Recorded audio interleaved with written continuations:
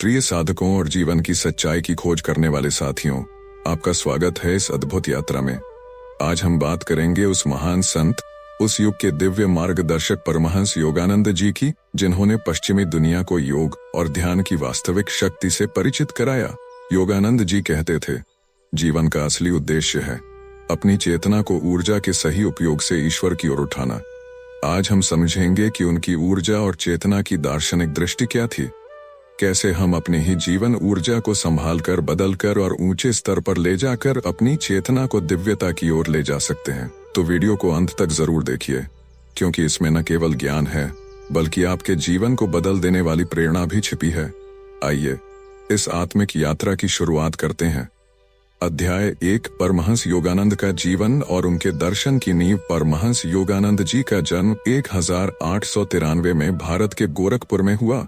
बचपन से ही उनके भीतर एक अद्भुत आकर्षण था, आध्यात्मिकता, ध्यान और ईश्वर के साक्षात्कार के प्रति। वे सामान्य बच्चे नहीं थे। बचपन में ही वे गहरी ध्यानावस्था में चले जाते और कई बार उनके परिवार वाले सोचते कि यह बालक किसी और ही लोक से आया है। लेकिन योगानंद जी केवल ध्यान तक सीमित नहीं रहे। वे समझते थे कि मनुष्य का जीवन दो ध्रुवों के बीच चलता है। ऊर्जा, एनर्जी, जो हमें कर्म करने, सोचने और जीवन जीने की शक्ति देती है। चेतना, कॉन्शियसनेस, जो हमारी जागरूकता, हमारी आत्मा की ज्योति है। योगानंद जी ने कहा था, मानव शरीर ईश्वर की एक प्रयोगशाला है। यहाँ हमारी ऊर्जा ही हमारे भाग्य को तय करती है और चेतना ही हमें ईश्वर तक ले जाती है। ऊर्जा का रहस्य, योगानंद जी का मानना था कि इंसान के भीतर दो तरह की ऊर्जा प्रवाहित होती है। भौतिक ऊर्जा, जिससे हम सांस लेते हैं, चलते हैं, खाते पीते हैं, काम करते हैं। आध्यात्मिक ऊर्जा, जो हमारी आत्मा को पोषण देती है और हमें उच्च चेतना की ओर उठाती है। अगर इंसान केवल भौतिक ऊर्जा पर ध्यान देगा तो उसका जीवन सीमित रह जाएगा, भोजन, नींद, काम और मनोरंजन तक। लेकिन जब वही व्यक्ति अपनी ऊर्जा को भीतर की ओर मोड़ देता है, ध्यान और साधना के माध्यम से, तब वही ऊर्जा उसकी चेतना को ऊपर उठाती है। चेतना का रहस्य, योगानंद जी का कहना था, आप वही हैं जहां आपकी चेतना टिकी है। अगर आपकी चेतना केवल सांसारिक चिंताओं और भौतिक इच्छाओं में फंसी है तो जीवन भी संघर्ष और दुख से भरा होगा। लेकिन यदि वही चेतना ईश्वर, आत्मा और आंतरिक शांति पर केंद्रित हो जाए तो जीवन आनंदमय हो जाएगा। जीवन से जुड़ा उदाहरण, योगानंद जी अक्सर अपने शिष्यों को समझाते थे, बिजली के बल्ब को देखो, बल्ब में जो रोशनी है वह सीधे विद्युत ऊर्जा से आती है। इसी तरह हमारे जीवन की रोशनी हमारी ऊर्जा से आती है। अगर ऊर्जा का सही उपयोग होगा तो जीवन उज्जवल होगा। अगर ऊर्जा नष्ट होगी तो जीवन अंधकारमय हो जाएगा। प्रिय साथियों, आज की दुनिया में हम सबके पास अपार संभावनाएं हैं, लेकिन हमारी सबसे बड़ी समस्या यह है कि हम अपनी ऊर्जा को व्यर्थ कर देते हैं। छोटी छोटी बातों पर गुस्सा करके, निरर्थक चिंताओं में डूबकर, भूत और भविष्य की उलझनों में फंसकर। परमहंस योगानंद जी हमें सिखाते हैं, अपनी ऊर्जा को संभालो, उसे व्यर्थ न गमाओ, उसे ध्यान, प्रार्थना और सकारात्मक कार्यों में लगाओ। जब ऊर्जा शुद्ध होगी तभी चेतना शुद्ध होगी। साथियों, परमहंस योगानंद का जीवन हमें यही सिखाता है कि मनुष्य केवल शरीर नहीं है, हमारे भीतर ऊर्जा है और हमारी आत्मा चेतना का अमृत स्रोत है। जब ऊर्जा और चेतना का सही मेल होगा तभी जीवन दिव्य बन जाएगा। अगले अध्याय में हम समझेंगे ऊर्जा को साधने और चेतना को ऊंचा उठाने के व्यवहारिक उपाय क्या हैं। योगानंद जी ने कैसे क्रिया योग और ध्यान के माध्यम से इस रहस्य को साकार किया। अध्याय 5, ध्यान और क्रिया योग से ऊर्जा चेतना का संतुलन। प्रिय साथियों, हमने अब तक जाना कि ऊर्जा को कैसे रूपांतरित किया जा सकता है, चेतना के स्तर क्या हैं और ऊर्जा व चेतना का आपसी संबंध कितना गहरा है। अब सवाल यह है कि इन दोनों को कैसे संतुलित करें। योगानंद जी का उत्तर था, ध्यान और क्रिया योग। ध्यान, मेडिटेशन, चेतना को स्थिर करने का मार्ग। योगानंद जी कहते थे, ध्यान चेतना को भीतर की ओर मोड़ता है, यह मन को स्थिर करता है और ऊर्जा को बिखरने से बचाता है। ध्यान का अभ्यास करने से सांस धीमी होती है, विचार शांत होते हैं और चेतना आत्मा की ओर खिंच जाती है। हर दिन केवल 15-20 मिनट गहरे ध्यान में बैठना हमारे जीवन को पूरी तरह बदल सकता है। क्रिया योग, ऊर्जा और चेतना का विज्ञान। योगानंद जी ने क्रिया योग को पश्चिमी देशों तक पहुंचाया। उन्होंने कहा, क्रिया योग साधना ऊर्जा और चेतना को जोड़ने वाला सबसे वैज्ञानिक तरीका है। क्रिया योग में साधक अपनी सांस और प्राण शक्ति को नियंत्रित करता है। यह साधना ऊर्जा को इंद्रियों से हटाकर रीढ़ की नाड़ी में प्रवाहित करती है। धीरे धीरे यह ऊर्जा सहस्रार सिर के शीर्ष तक पहुंचती है। वहां साधक को आत्मा और परमात्मा का मिलन अनुभव होता है। योगानंद जी ने स्पष्ट कहा, क्रिया योग हजारों वर्षों की आध्यात्मिक प्रगति को कुछ वर्षों में ही संभव बना देता है। व्यवहारिक अभ्यास सांस का ध्यान, प्रतिदिन कुछ समय केवल सांस पर ध्यान दें। यह अभ्यास ऊर्जा को भीतर टिकाना सिखाता है। प्रार्थना और ईश्वर से संवाद, दिन की शुरुआत और अंत प्रार्थना से करें। यह चेतना को उच्च स्तर पर बनाए रखता है। क्रिया योग का नियमित अभ्यास, गुरु से दीक्षा लेकर इसे जीवन का हिस्सा बनाइए। यह ऊर्जा और चेतना को तेजी से संतुलित करता है। प्रिय साधकों, ध्यान और क्रिया योग केवल धार्मिक क्रियाएं नहीं है, यह एक जीवन विज्ञान है। इनके माध्यम से हम न केवल अपनी ऊर्जा को नियंत्रित कर सकते हैं, बल्कि अपनी चेतना को भी ऊंचाई तक पहुंचा सकते हैं। योगानंद जी कहते थे, जब साधक अपनी ऊर्जा को भीतर मोड़कर चेतना को आत्मा की ओर ले जाता है, तभी उसे जीवन का असली आनंद मिलता है। योगानंद जी की अंतिम प्रेरणा, परमहंस योगानंद का पूरा जीवन एक संदेश था। तुम अनंत चेतना के पुत्र हो, अपनी ऊर्जा को व्यर्थ मत बहाओ, अपनी चेतना को बिखरने मत दो। ध्यान और साधना से इसे ईश्वर की ओर मोड़ो। उन्होंने पश्चिम और पूर्व को जोड़ा, विज्ञान और अध्यात्म को एक किया, और यह दिखाया कि हर इंसान अपनी ऊर्जा और चेतना को साध कर ईश्वर तक पहुंच सकता है। आज हमारे लिए संदेश, प्रिय दर्शकों, आज की दुनिया में हम सब तनाव, चिंता और भटकाव से गुजर रहे हैं, लेकिन योगानंद जी की शिक्षाएं हमें याद दिलाती हैं कि हमारे भीतर अपार ऊर्जा है, हमारी चेतना असीमित है। अगर हम इन्हें सही दिशा दें तो जीवन स्वर्णिम बन सकता है। आपके लिए प्रेरक वचन, कल्पना कीजिए, अगर आप हर दिन अपनी ऊर्जा को बचाएं और चेतना को ईश्वर की ओर मोड़ें, तो आपके जीवन से दुख, भय और चिंता हमेशा के लिए समाप्त हो जाएंगे। आप प्रेम, शांति और आनंद के स्रोत बन जाएंगे। योगानंद जी कहते थे, ईश्वर को बाहर मत खोजो, उसे अपने ही चेतना में अनुभव करो। तो आइए आज हम सब मिलकर एक निर्णय लें। अब से हम अपनी ऊर्जा को व्यर्थ नहीं गंवाएंगे। हम अपनी चेतना को नकारात्मकता में नहीं फंसने देंगे। हम ध्यान, प्रार्थना और क्रिया योग के माध्यम से अपनी ऊर्जा और चेतना को संतुलित करेंगे, क्योंकि यही है जीवन का असली उद्देश्य, ऊर्जा को साधना और चेतना को ईश्वर की ओर उठाना। प्रिय साथियों, यह थी परमहंस योगानंद जी की अद्भुत दर्शन शास्त्र, ऊर्जा और चेतना की शिक्षा। यदि यह वीडियो आपको प्रेरणा दे तो इसे अंत तक देखने वाले आप सभी मेरे सच्चे साधक मित्र हैं। वीडियो को लाइक करें, चैनल को सब्सक्राइब करें और इस संदेश को अपने मित्रों और परिवार तक पहुंचाएं। याद रखिए, आपके भीतर अनंत ऊर्जा है, आपकी चेतना ईश्वर का प्रकाश है, बस उसे पहचानना और जीना है। धन्यवाद। जय गुरु। आत्मविश्वास टूट जाता है, लेकिन अगर आप छोटे छोटे लक्ष्य बनाएं, जैसे आज सिर्फ आधा घंटा पढ़ाई करनी है, आज सिर्फ 15 मिनट एक्सरसाइज करनी है, आज एक नया शब्द सीखना है, तो इन्हें पूरा करना आसान होगा। और जब आप छोटे छोटे काम पूरे करेंगे तो दिमाग में ये संदेश जाएगा, हाँ मैं कर सकता हूँ। यही संदेश धीरे धीरे आपके आत्मविश्वास को मजबूत करेगा। तीसरा अभ्यास है अपने डर का सामना करना। डर हर किसी को लगता है। कोई कहे कि मुझे कभी डर नहीं लगा, तो वो सच नहीं बोल रहा। फर्क बस इतना है कि कुछ लोग डर के बावजूद कदम बढ़ाते हैं और कुछ लोग डर की वजह से रुक जाते हैं। मान लीजिए आपको स्टेज पर बोलने से डर लगता है, तो आप पहले छोटे समूह में बोलने की आदत डालिए। घर वालों के सामने बोलिए, दोस्तों के बीच बोलिए। धीरे धीरे ये डर कम होगा और एक दिन आएगा जब आप बड़े मंच पर भी आत्मविश्वास से खड़े होंगे। याद रखिए, डर से भागने से डर बढ़ता है, लेकिन डर का सामना करने से आत्मविश्वास बढ़ता है।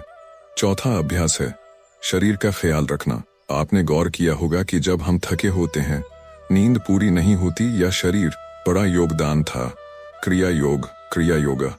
उन्होंने कहा कि यह साधना केवल एक तकनीक नहीं, बल्कि ऊर्जा का विज्ञान है। क्रिया योग सिखाता है कि हम अपनी प्राण शक्ति, लाइफ फोर्स एनर्जी को सांस के माध्यम से नियंत्रित कर सकते हैं। जब सांस शांत हो जाती है तब विचार भी शांत हो जाते हैं, और जब विचार शांत होते हैं तब चेतना ईश्वर से जुड़ जाती है। योगानंद जी ने कहा, सांस और मन का गहरा संबंध है। सांस की गति जितनी तेज होगी, मन उतना ही अशांत रहेगा, लेकिन जब सांस धीमी और नियंत्रित होगी तब मन स्थिर और शांत हो जाएगा। क्रिया योग का सरल अर्थ, क्रिया योग का मतलब है सांस और प्राण को साधना, ऊर्जा को बाहर से भीतर की ओर मोड़ना और चेतना को धीरे धीरे आत्मा के प्रकाश तक ले जाना। क्रिया योग में साधक अपने रीढ़ की हड्डी स्पाइनल चैनल को एक मंदिर की तरह मानता है। यही वह मार्ग है जिससे हमारी कुंडलिनी शक्ति ऊपर उठती है और हमें दिव्य चेतना का अनुभव कराती है। ऊर्जा का विज्ञान। अंदर की यात्रा। योगानंद जी अक्सर समझाते थे कि हमारी ऊर्जा बाहर की दुनिया में बह जाती है। हम अपनी आंखों से बाहर देखते हैं, कानों से बाहर सुनते हैं, मन से बाहरी वस्तुओं के पीछे भागते हैं, परंतु ध्यान और क्रिया योग हमें सिखाते हैं कि इस ऊर्जा को इंद्रियों से वापस भीतर की ओर खींचो, ध्यान का केंद्र बनाओ और आत्मा की शांति का अनुभव करो। यह प्रक्रिया आसान नहीं है, लेकिन यह संभव है। योगानंद जी कहते थे, जिस दिन तुम अपनी ऊर्जा को भीतर की ओर मोड़ लोगे, उसी दिन तुम्हें अपने भीतर छिपे ईश्वर का अनुभव होने लगेगा। व्यवहारिक दृष्टि। ऊर्जा को कैसे रूपांतरित करें, यहाँ कुछ सरल उपाय हैं जो योगानंद जी ने बताए। सांस पर नियंत्रण, ब्रेथ कंट्रोल। हर दिन कुछ मिनट अपनी सांस को शांत करने का अभ्यास करें। जब सांस गहरी और स्थिर होगी, ऊर्जा भीतर टिकेगी। प्रार्थना और सकारात्मक विचार। सुबह और रात को ईश्वर से संवाद करें। सकारात्मक विचार ऊर्जा को ऊपर की ओर ले जाते हैं।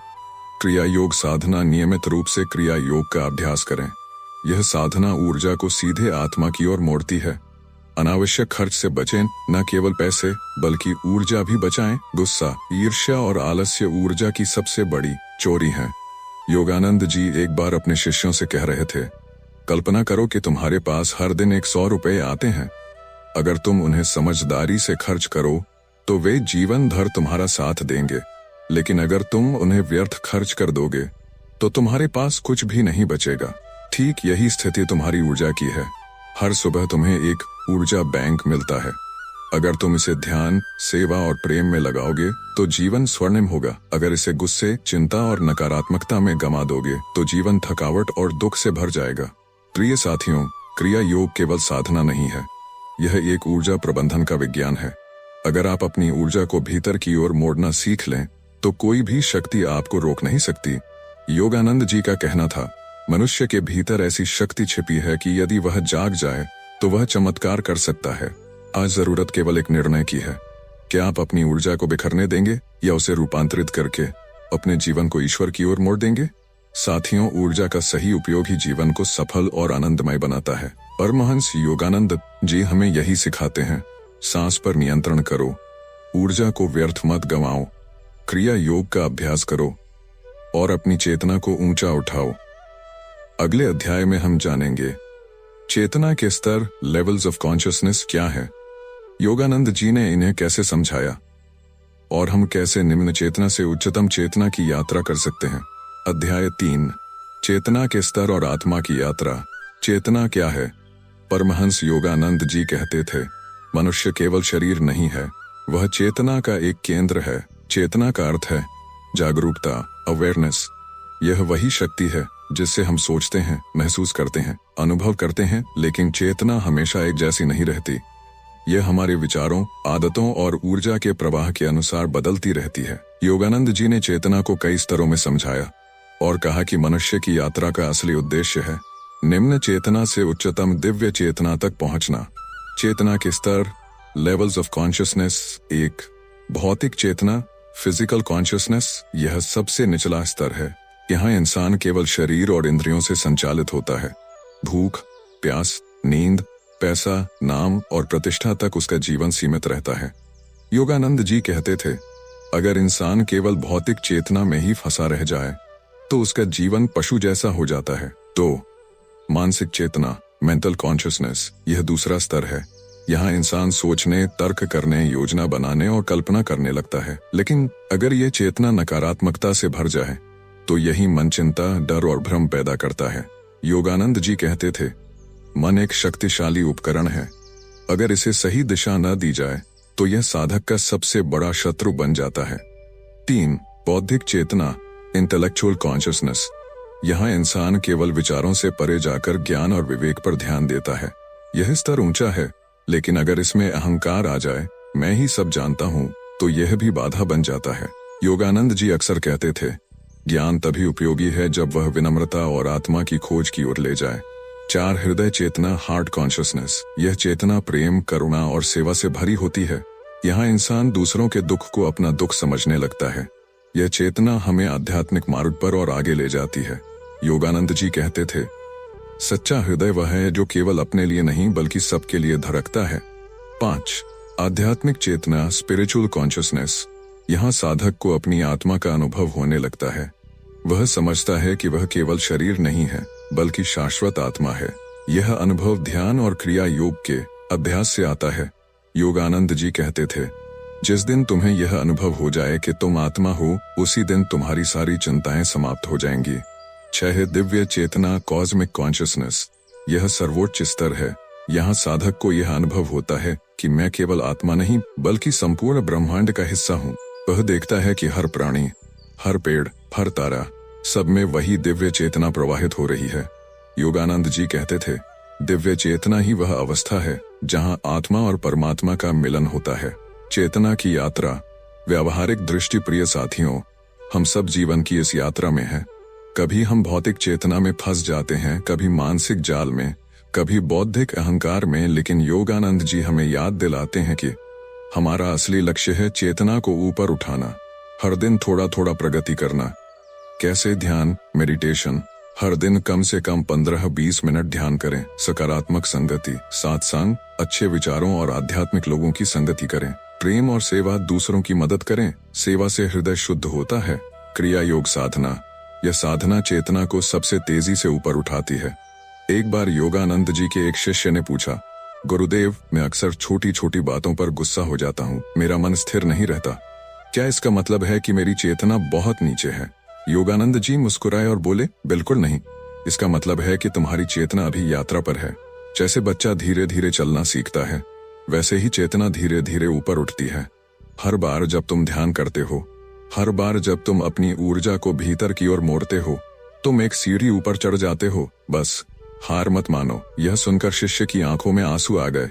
उसे समझ आया कि चेतना की यह यात्रा धीरे धीरे होती है, लेकिन निरंतर प्रयास से संभव है। प्रिय साधकों, हम सब इस यात्रा पर हैं। आज आप जिस भी चेतना स्तर पर हैं उसे स्वीकार करें, लेकिन वही मत रुकें। हर दिन एक छोटा कदम उठाइए। थोड़ी और शांति, थोड़ा और प्रेम, थोड़ा और प्रेम, थोड़ा और ध्यान। परमहंस योगानंद जी कहते थे, ईश्वर तक पहुंचने के लिए तुम्हें कोई लंबा रास्ता तय नहीं करना है, तुम्हें बस अपनी चेतना को भीतर की ओर मोड़ना है। साथियों, चेतना की यात्रा ही जीवन की सबसे बड़ी यात्रा है।